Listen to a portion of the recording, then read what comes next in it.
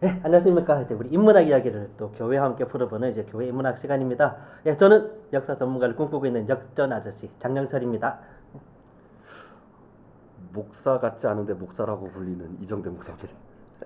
안녕하세요. 함께하는 교회 서수경 권사입니다.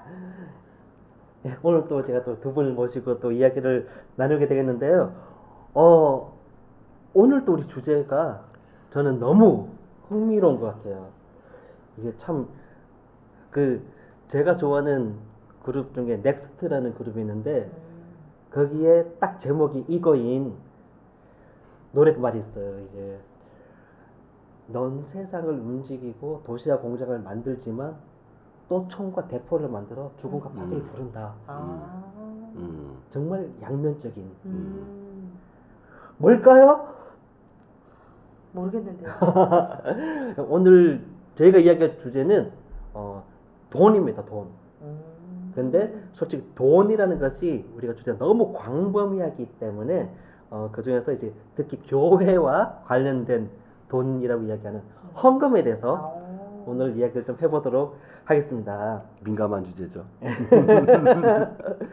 헌금 하시죠? 예배 보실 때? 예, 하죠. 저는 늘 궁금한 게 얼마 정도 하세요? 제가 이거는 교회 다닐 때 말고 카톨릭 신자 됐을 때 누군가가 전해준 건데 예수님과 점심 식사값을 내는 게 헌금이다. 이렇게 얘기하시는 분이 있었어요. 되게 네. 와닿는다 그 부분은. 네, 그래서 저는 돈이 있을 때는 10,000원 할 때도 있고 돈이 없을 때는 그냥 인사만. 카톨릭은 이렇게 헌금 봉헌 시간 때 다 나가서 봉헌한 봉투에 인사를 하면서 드리거든요. 좋네요. 네, 그래서 제대를 향해서 2번 나가는데 한 번은 봉헌할 때, 또 한 번은 성체를 받아 모실 때 이렇게 2번 하는데, 그때 이제 예수님과의 식사를 뭐 분식으로 삼각김밥을 할 사람들은 한 1,000원 이렇게 하는 거고, 나는 그래도 조금 식사를 하겠다 이러시는 분들은 한 10,000원 그 정도. 예, 그 자율 무엇을 먹느냐에 따라 금액이 달라지겠죠. 그렇죠. 예. 자, 이제 내는 분의 입장을 들었다면 목사님께서는 어떻게 보면 이제 걷는 입장이 아닐까 싶은데 헌금 왜 걷으세요? 뭐 자본주의 사회에서 교회 월세도 내야 되고, 예, 주보 인쇄값도 내야 되고, 예, 교회 이제 예배 끝나고 이제 식사 같이 하는데, 예, 거기 이제 식사비도 내야 되고. 전기값도 내야 되고. 근데 제가 헌금 왜 걷으세요라고 좀 너무 직설적으로 요청을 했지만, 근데 사람들이 많이 좀 이거는 진짜 그 오해와 진실 좀 짚고 넘어가야 될 게 헌금의 종류가 너무 많다라는 이야기를 네. 하거든요.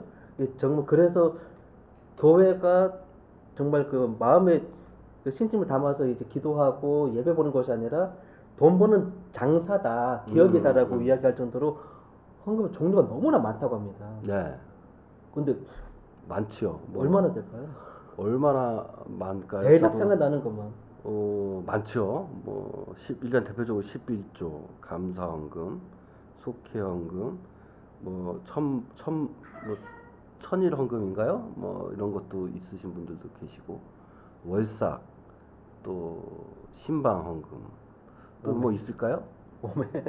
선교 헌금. 성교 헌금, 건축 헌금. 네. 네. 또 뭐가 있을까요? 또 뭐 없나요? 부활절, 뭐 이제 대리절, 성절, 성탄절, 성탄절 뭐 이런 추수, 절기마다의 추수감사. 추수감사 헌금이 있을 거고요. 다른 말로 하면 일상적으로 매주 예배 볼 때 내는 그런 주일헌금. 헌금, 그게 주일헌금이라고 네, 하죠. 네. 그 이외에 상황에 맞춰서 이벤트에 맞춰서 또 다른 헌금들이 다 있다는 의미가 그렇죠. 되는 거. 그렇겠죠. 그런데 안타깝게도 끊고 갈까요? 카톡 좀 계속 오니까. 예.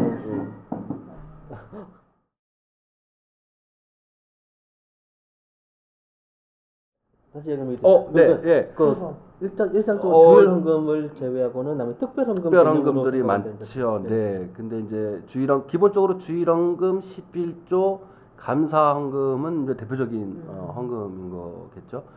그런데 이제 안타깝게도 지금 교회 헌금 개수보다 구약 시대 때 제사 드린 제물에 대한 명목적인 개수가 더 많습니다. 아, 그래요? 그래요? 네. 지금 줄어든 거예요?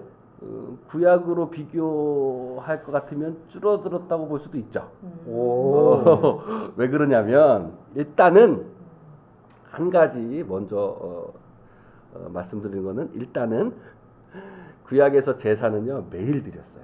아침에 한 번, 저녁에 한 번. 그럼 2번 드린 거네요? 그렇죠. 매일 제사가 있는데 매일 제사 한 번 드리는 거를 나누어서 아침에 한 번, 저녁에 한 번 드렸어요.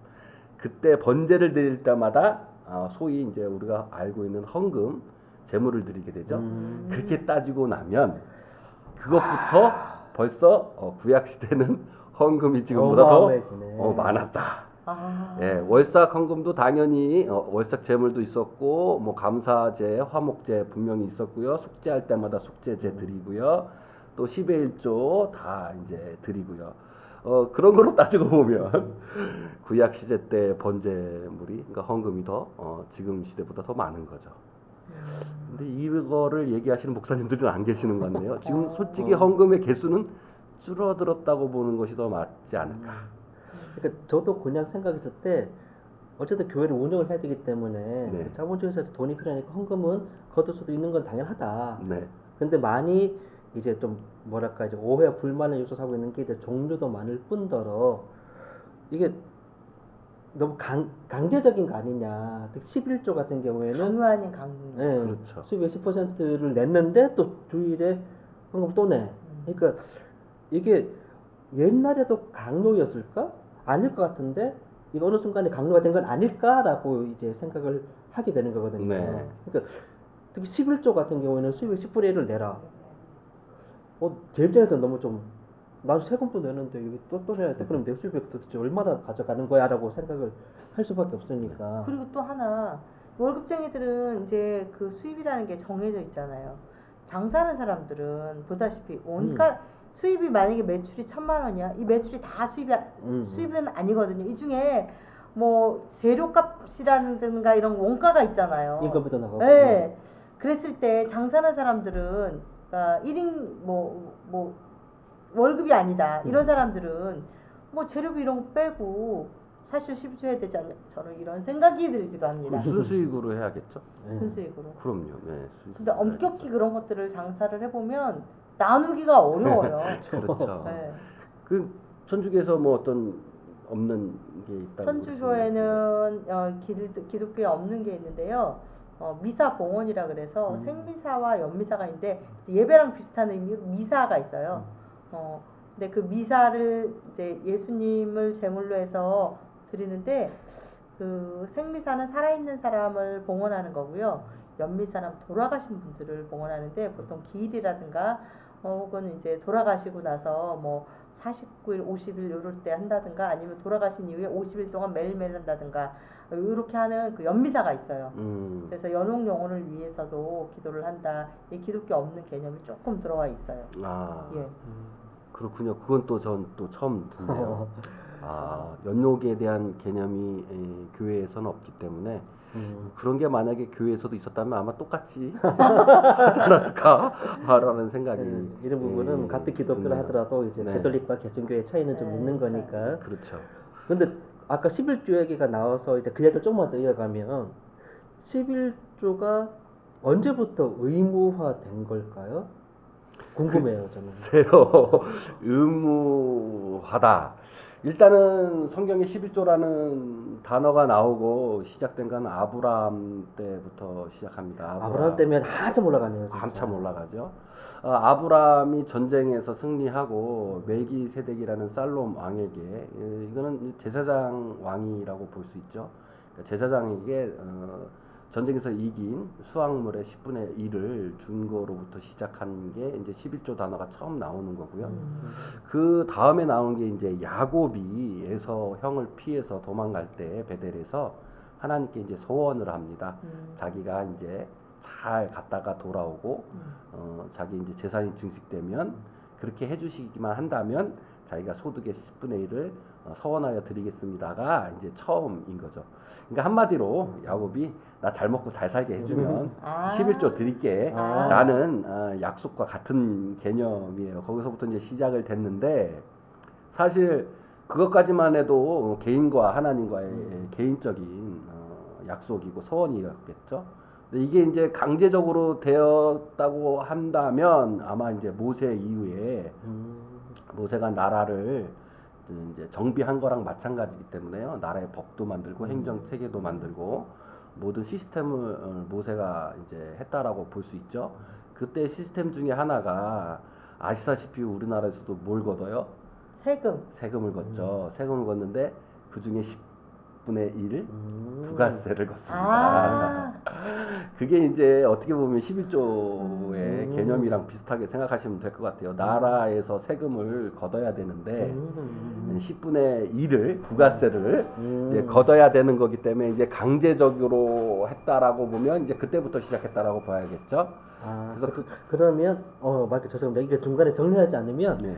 제가 제 머리 나빠서 이해가 어렵기 때문에 자, 세 단계로 나눠서 보면 아브라함이 10분의 1을 한 거는 그냥 다른 강제적인 그런 게 없이 그냥 내가 그냥 10분의 1을 낼게라고 한 거고 그 다음에 그 야곱이죠. 야곱에서는 그 하나님께서 서원했으니까 그때부터 약속의 개념으로 10분의 1을 한 거라면 그걸 나중에는 모세 때는 이제 그때는 그 재정이 일치되는 거의 뭐 그렇죠. 종교와 이제 정치가 그렇죠. 구분되지 않았던 그때는 약간의 세금과 비슷한 개념으로 그렇죠. 국 운영 자금이 필요해서 이번에 10%를 하자라고 해서 약간 약속에서 이제 약간 법제화된 것처럼 네, 그렇게 3단계로 이어갔다고. 그렇죠.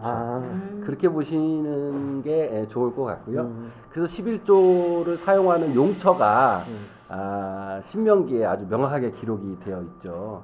11조를 걷어서 사용할 게 첫 번째가 무엇이냐면 이제 성전 유지 보수. 그러니까는 뭐 지금으로 보면은 뭐랄까요, 행정할 때 쓰는 행정비겠죠. 그런데 이제 성전 유지 보수라고 해가지고 성전을 뭐 따로 짓거나 이런 용도는 아니었는데 지금 교회에서는 많이 그런 것들로 좀 유용해서 쓴다고 볼 수밖에 없겠죠. 그럼 그때 성전 유지 보수라는 개념에는 그 목회하시는 분 인건비도 같이 포함이 될 수도 있는 건가요? 그건 또 따릅니다. 따로. 그러니까는 말아야 될 게 뭐냐면 모세 때 성전 유지 보수라고 하면 예루살렘 성전이 없었던 시기예요. 성막이죠, 성막. 네. 그러니까 성막이 뭐 돈이 많이 들어갔겠습니까? 대신 그렇죠. 광야를 떠돌아다니는 시기니까 청막을 이렇게 접었다가 다시 피는 비용, 옮기는 비용, 이런 것들이 들어갔겠죠. 그 두 번째로는 구제로 사용하는 용처였어요. 그러니까는 구제라면 누군가를 도와준다는. 그렇죠. 가난한 사람들이나 어떤 재앙을 만났거나 이랬을 때 그들을 도와주는 용도로 이제 사용하는 거. 마지막으로는 제사장들, 레위 사람들, 그러니까 하나님을 위해서 봉사하는 사람들의 생활을 책임져 주는. 그러니까 지금으로 말하면 공무원인 거죠. 공무원 월급. 이렇게 생각하시면 오히려 좀 이해가 쉬우실 것 같아요. 그럼 그 당시에는 되게 뭔가 걷는 것도 그렇고 쓰는 것도 그렇고 좀 지금처럼 합리적이라는 생각이 좀 들거든요. 네. 근데 요즘은 그냥 저는 그렇게 생각이 들어요. 저만 그럴지 다른 사람들은 어떨지 모르겠지만 헌금도 안 하면 그냥 담임 목사가 알아서 지 맘대로 쓰는 거 아니야? 이렇게 지 개인 재산 증식하는 거 아니야? 라고 생각하는 사람이 저뿐만 아닐 거예요. 그런 오해를 받으시지 않으신가요? 그런 오해들이 있을 수 있는데요. 요즘은 1년에 한 번씩 당회라는 걸 하면서 성도들에게 교회에 걷어들이는 헌금이 얼마인지, 사용이 어떤 데 사용되는지 재정 보고를 다 낱낱이 하기 때문에 옛날같이 담임 목사가 숨기고 이런 것들은 거의 없고요.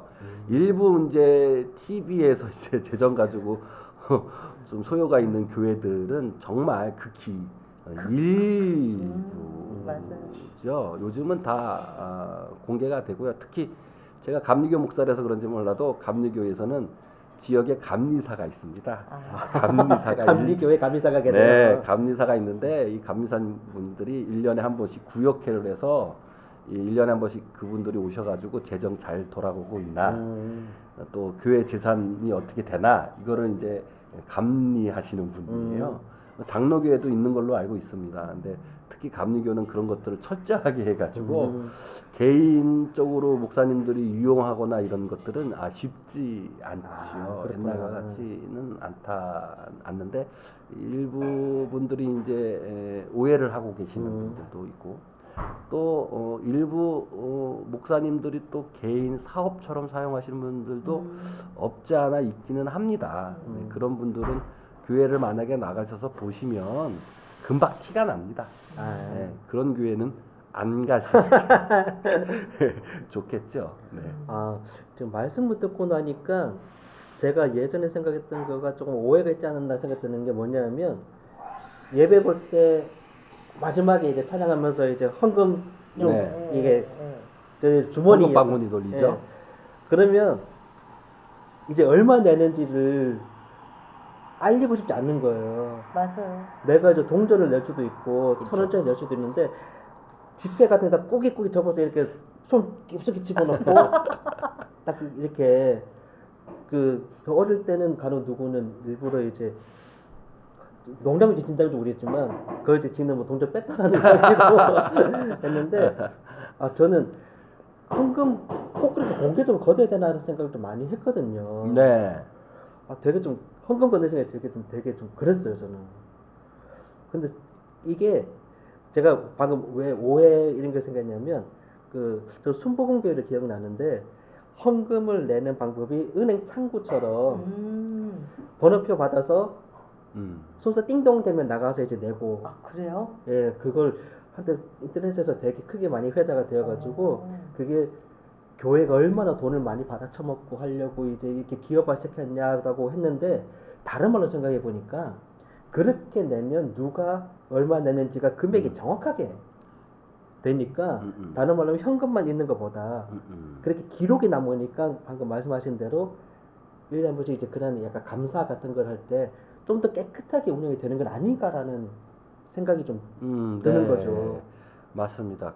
저는 뭐 순복음교회에서 어떻게 하는지는 이제 잘 모르겠지만 그런 또 사정이 또 있었을 것 같아요. 그런데 요즘은 또 연말 공제가 교회에 기부금으로 공제가 또 됩니다. 그래서 교인들이 찾아와서 1년에 저 얼마 냈는지 영수증 써주세요 하는 분들이 직장인들은 많으세요. 그렇군요. 그래서 교회에서도 헌금을 내시는 분들이 자기가 얼마 냈는지 기록해서 남겨두기를 원하십니다.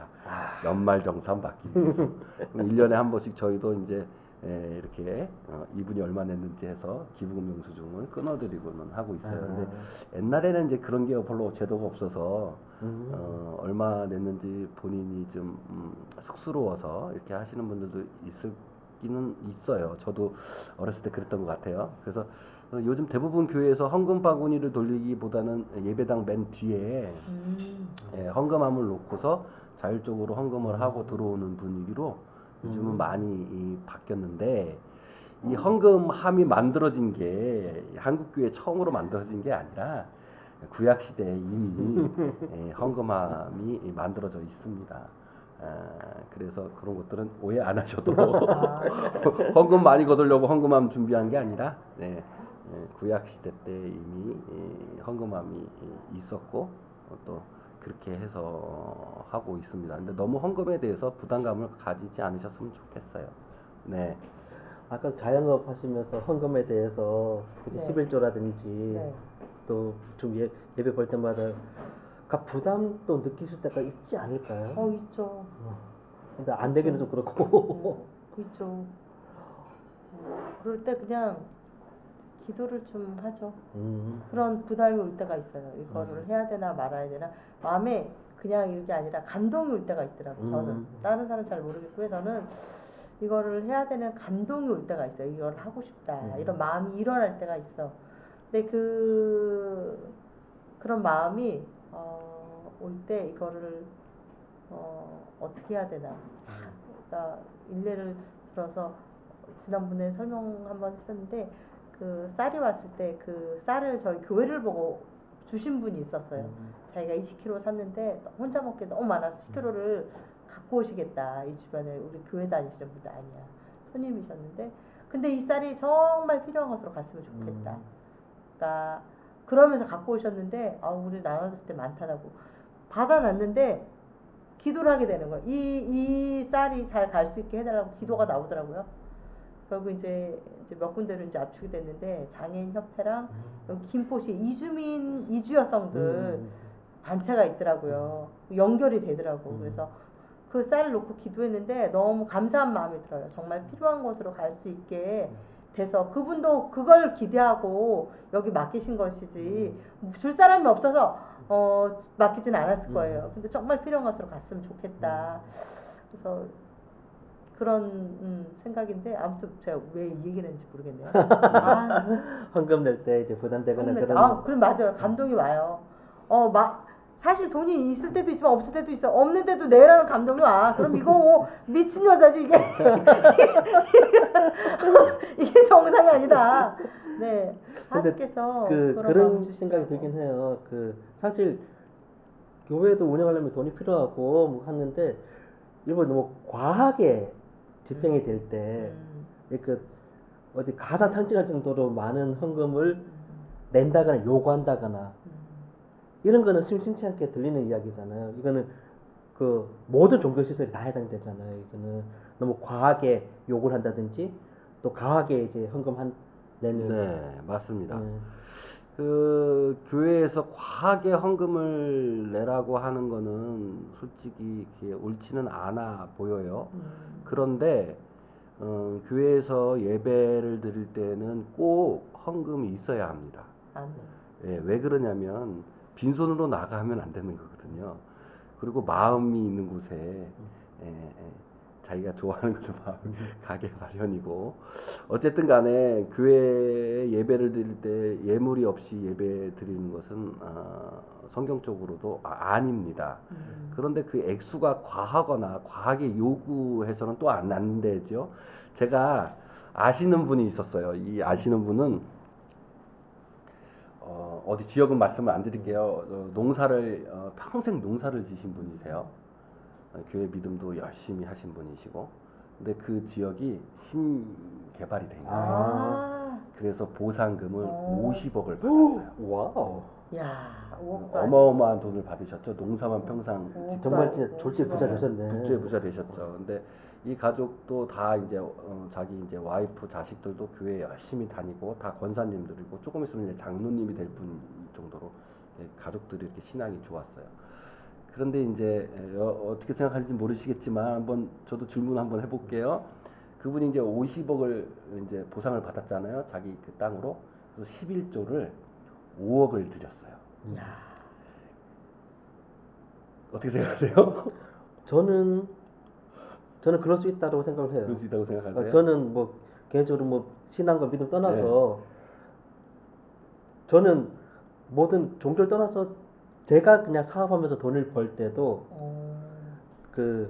최소한 5에서 10% 정도는 그 일에 해당하는 비용으로 저는 투자 개념으로 뭔가 써요.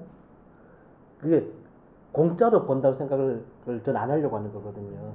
근데 저는 이제 서비스업이기 때문에 사실 그냥 제 노동력으로만 100% 다 수익이 되는 경우도 많지만 그래서 저는 어쨌든 일을 하면서도 5에서 10% 정도는 투자 개념으로 장비를 산다든지 아니면 누군가 이제 스태프들한테 무언가를 베푼다든지 쓰는 개념이라 저는 갑자기 예설치 않아도 50억을 벌어서 5억을 자기 마음 가는 곳에 썼다 저는 이해를 할 수 있습니다. 제가 여러분들한테 이런 질문을 하니까 여러 가지 의견들이 나오시는 거예요. 그러니까 예를 들면 자기가 1억짜리 집을 살고 있었어요.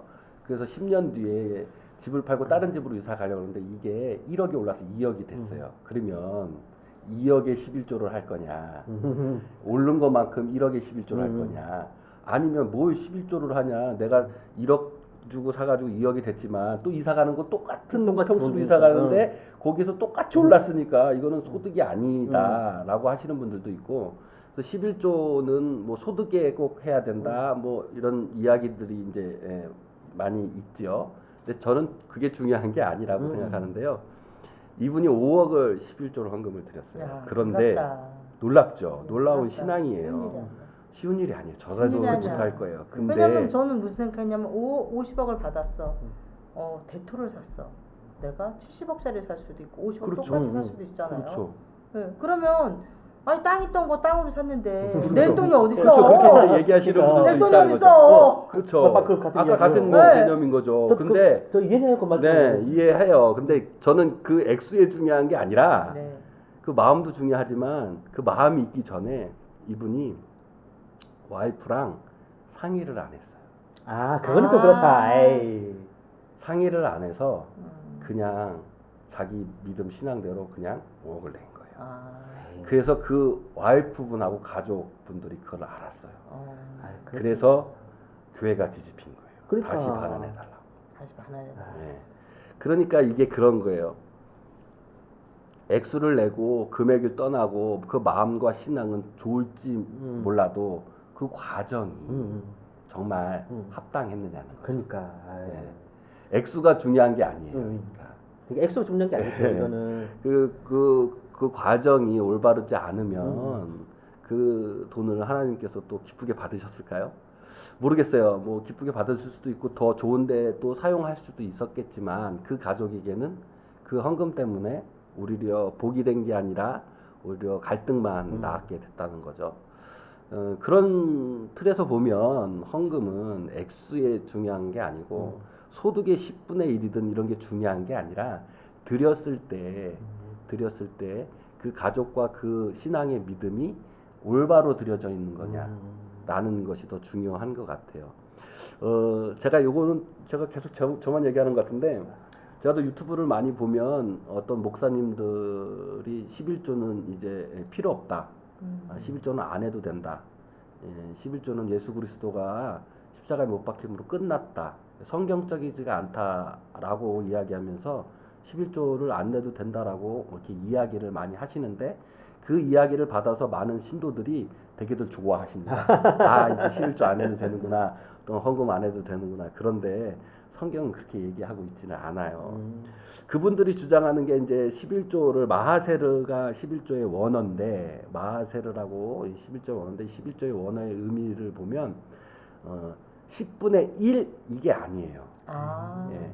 10개 중에 하나 이런 숫자적인 개념이 아니라 모든 전체의 대표적인 그 하나가 11조의 개념이에요. 그러니까 다르죠. 숫자적으로 우리는 10 하고 거기 하나를 떼서 11조라고 생각했는데 그게 아니라 모든 것의 하나가 11조예요. 그러니까 10계명도 10계명, 10계명이잖아요. 그게 10계명이 모든 율법 중에 10개라는 의미인 거예요. 예, 그래서 마찬가지로 11조도 소득의 10분의 1이라는 의미보다는 모든 것의 대표적인 하나죠. 그래서 11조를 드릴 때 우리는 단순하게 숫자적인 개념으로 내 소득의 10분의 1을 뚝 떼어가지고 1을 드린다는 것은 의미보다는 내 것의 대표적인 하나를 드리는 것이 더 옳은 거예요. 그래서 이게 11조를 반대하시는 분들은 대표적인 그 하나가 예수님이니까 예수님을 드리면 11조 할 필요 없다라고 했는데 전혀 그렇지가 않습니다. 나의 10분의 1은 나의 대표적인 하나를 드리는 거예요. 그 대표적인 하나를 드림을 통해서 나를 대신하는 거죠. 그러니까 예를 들면 그거예요. 요즘에 지금 16강 갔잖아요. 네. 되게 좋아하잖아요. 그 대표팀은 한국을 대표하는 그 하나예요. 그들이 16강에 가면서 우리 국민들이 다 16강에 가는 거랑 같은 거잖아요. 10분의 1을 하나 떡 떼는 게 아니라 그 모든 국민의 대표적인 대표 그것이 10분의 1, 11조라는 거예요. 단어가 11조지만 그 10%라는 숫자에 얽매일 그렇죠. 필요가 없다는 그렇죠. 그래서 내가 드리는 것이 내가 만약에 1,000원을 드렸어요. 그러면 이건 나의 대표적인 하나입니다. 이거 드리면 나 다 드리는 거예요. 아. 그 가난한 과부가 도액준이 드린 것처럼 요거 드리면 나 다 드리는 거예요.가 대표적인 그 하나인 거예요. 그러니까 내가 대표적으로 하나님께 드릴 수 있는 게 물질뿐만 아니라 여러 가지가 있다고 봐야 되는 거예요. 요즘에 이런 얘기들 많이 하잖아요. 나 이거 하면 나 다 하는 거랑 마찬가지야라고 얘기할 때 많지 않나요? 자존심 세울 때나 뭐 할 때도 이거 나 하면 나 다 한 거야, 나 다 준 거야. 이거 하나 해주면 나 전 재산 다 준 거야 라고 이야기할 때 많습니다. 그거랑 같은 거예요. 그러니까 대표적인 거 하나를 드리는 것은 물질적인 것뿐만이 아니라 내 자존심도 하나를 드릴 때에 대표적인 그 하나가 되는 거예요. 이거 드리면 다 드리는 겁니다, 하느님.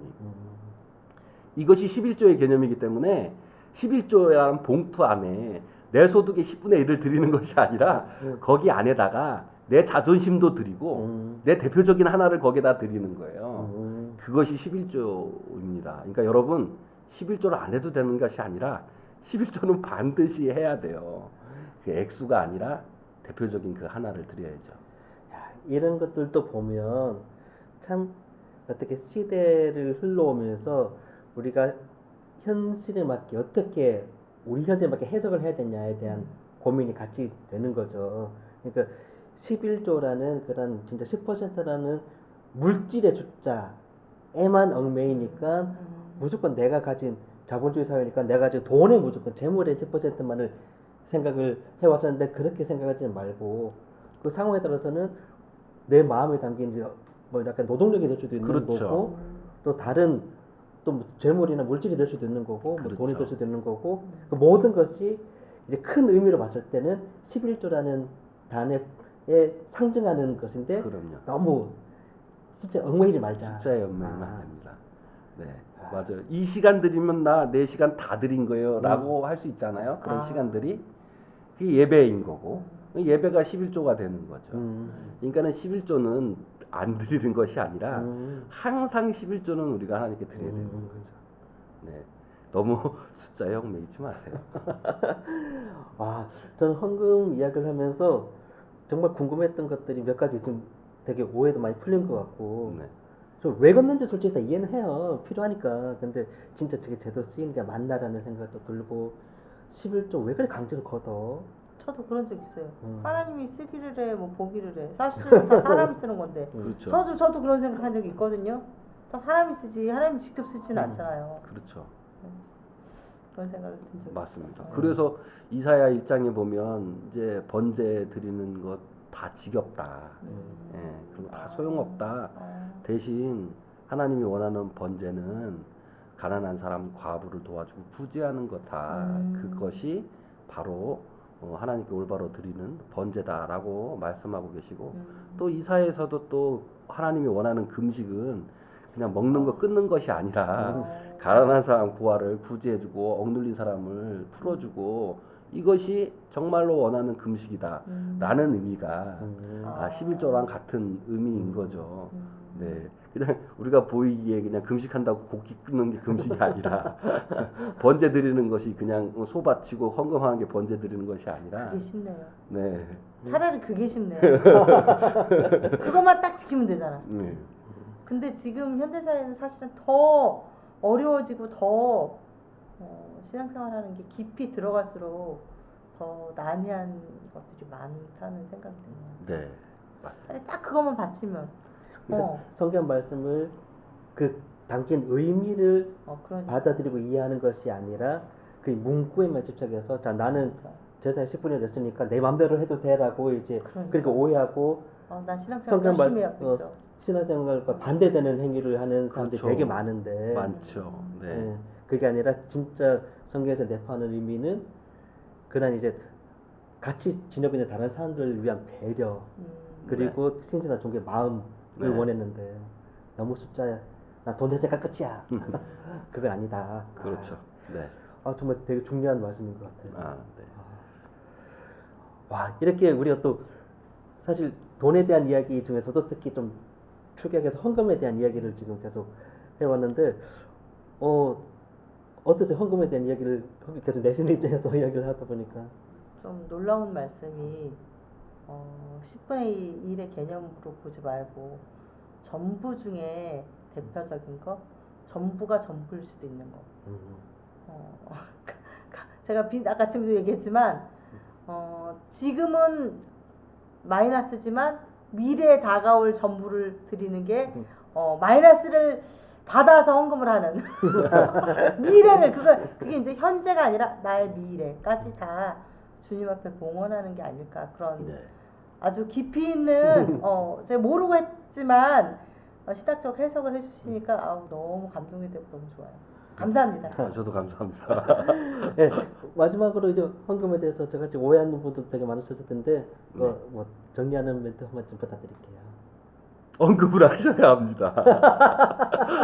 헌금은 하셔야 되고 그 헌금이 물질로만 국한시키지 마시고 어디서나 어디 곳에서나 주님 앞에 헌금을 드리는 마음, 그것은 나의 삶의 전부의 그 대표적인 하나, 그거를 드림을 통해서 나를 다 드리는 그 모습으로 헌금을 드린다면 그것이 액수에 중요하지 않으니 제발 그것을 오해하지 말고 교회 안 나오지 마시고 교회 턱을 넘으셔서 예배에 참석하세요. 예배 또한 나의 삶의 전부에 드리는 하나의 방법 중에 하나입니다. 네, 헌금 하셔야 되고 11조 하셔야 합니다. 네, 이제 어쨌든 너무 과하지도 말고 이제 마음을 담는 게 마음이 중요한 거고 오늘 헌금에 대한 여러 가지 유익한 이야기를 좀 많이 나눠본 것 같습니다. 네. 다음에는 우리 또 다른 재미있는 주제를 가지고 이야기를 나눌 수 있도록 하겠습니다. 오늘 두 분 수고하셨고요. 감사합니다. 다음에 또 감사합니다. 뵙겠습니다. 감사합니다.